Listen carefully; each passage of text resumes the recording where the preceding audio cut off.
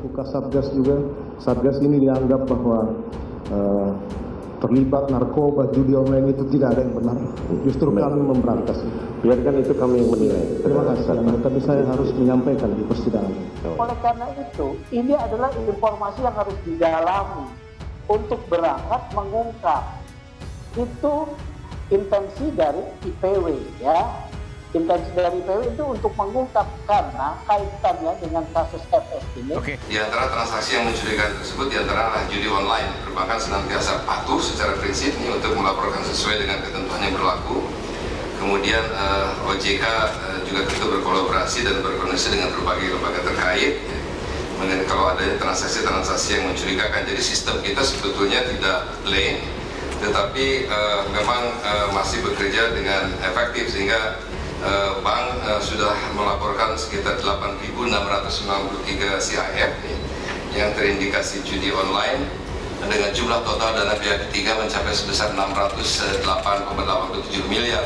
Beberapa hal yang menjadi catatan yang namanya perjudian apapun bentuknya, apakah itu darat, apakah itu online, semuanya harus ditindak. Jadi saya ulangi, yang namanya perjudian, apakah itu judi darat, judi online dan segala macam bentuknya harus ditindak. Saya tidak akan memberikan toleransi kalau masih ada yang kedapatan, pejabatnya saya copot.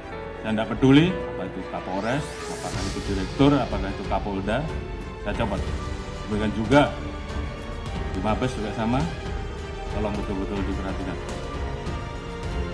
Kemudian hal-hal yang menjadi keluhan masyarakat dan dilaporkan, tolong dibereskan. Demikian juga masalah narkoba, jangan ada yang main-main. Kalau ketahuan bermain-main dengan masalah narkoba, mengatur, mengedar atau pengguna, ketahuan, saya copot.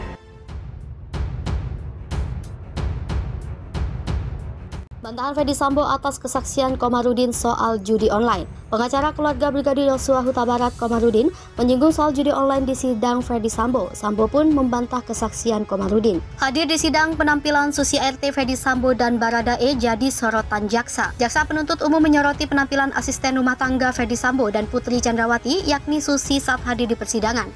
Pihak JPU menyebut jika Susi dan Baradae terlihat mengenakan baju yang mirip dalam sidang lanjutan kasus dugaan pembunuhan berencana terhadap Brigadir J Senin kemarin. Dalam kesempatan itu, JPU bahkan meminta Susi dan Baradae untuk berdiri dan menunjukkan baju yang mereka pakai. Jaksa lalu menanyakan siapa pemberi baju tersebut. Penampilan ART Sambo jadi sorotan. Asisten rumah tangga Ferdy Sambo, yakni Susi, menjadi salah satu saksi yang dihadirkan dalam sidang lanjutan untuk terdakwa Barada Richard Eliezer atau Baradae. Dalam foto-foto yang beredar, terlihat Susi datang ke persidangan menggunakan baju kemeja putih dan kerudung hitam. Sejak masuk ke dalam ruang sidang di Pengadilan Negeri Jakarta Selatan, jaksa mengatakan bahwa ia telah memperhatikan busana antara Susi dengan Baradae yang terlihat mirip. Baju pemberian Ferdy Sambo dan Putri Chandrawati. Karena penasaran, jaksa pun kemudian meminta keduanya untuk berdiri dan menunjukkan pakaian yang dikenakan. Kemudian Susi pun mengatakan bahwa baju tersebut memang diberikan oleh Ferdy Sambo dan Putri Chandrawati. Menurutnya, majikannya itu memang kerap memberikan baju yang sama untuk para ajudan dan ART-nya. Bertanya apakah sengaja memakai baju sama.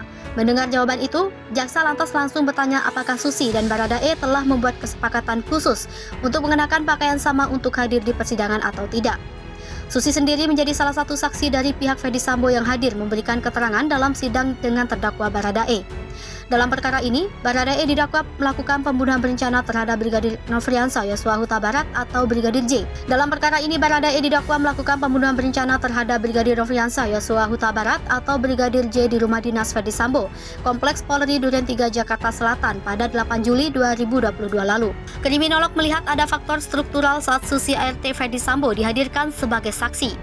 Guru Besar Ilmu Kriminologi Universitas Indonesia, Adrianus Meliala, menyoroti tidak konsistennya keterangan yang disampaikan asisten rumah tangga Ferdy Sambo, Susi sebagai saksi dalam sidang lanjutan terdakwa Richard Eliezer Pudiang Lumiu atau Baradae.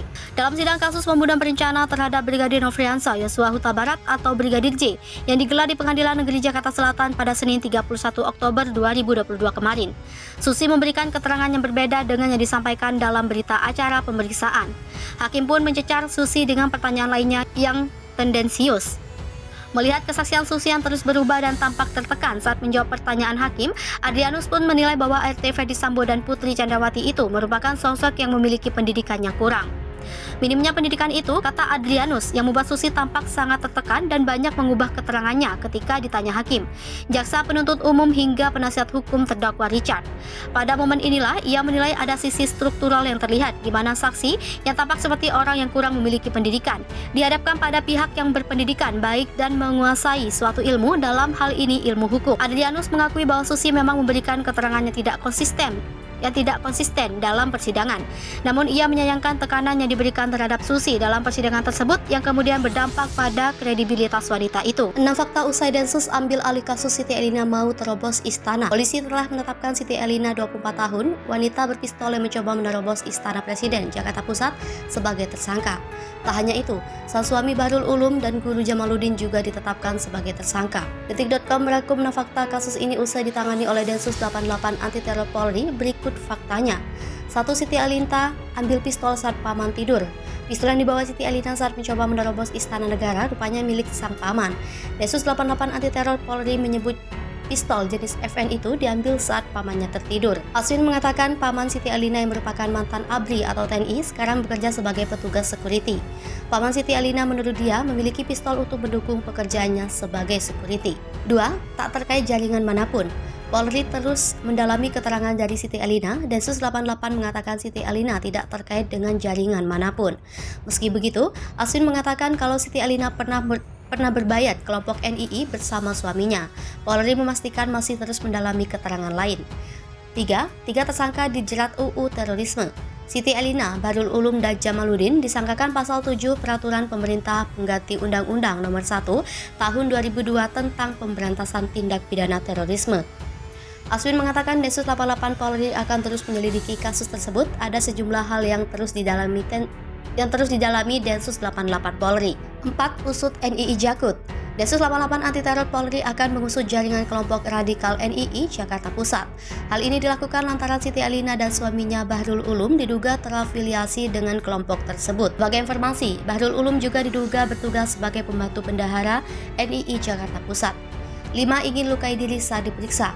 Kombes Aswin Siregar mengungkap gelagat aneh Siti Elina. Aswin menyebut Siti Elina ingin melukai diri sendiri saat diperiksa. Selain itu, Siti Elina berteriak tak jelas saat diperiksa. Jadi, lanjut Aswin, penyidik menyimpulkan untuk meminta bantuan ahli kejiwaan untuk memeriksa Siti Elina terlebih dahulu.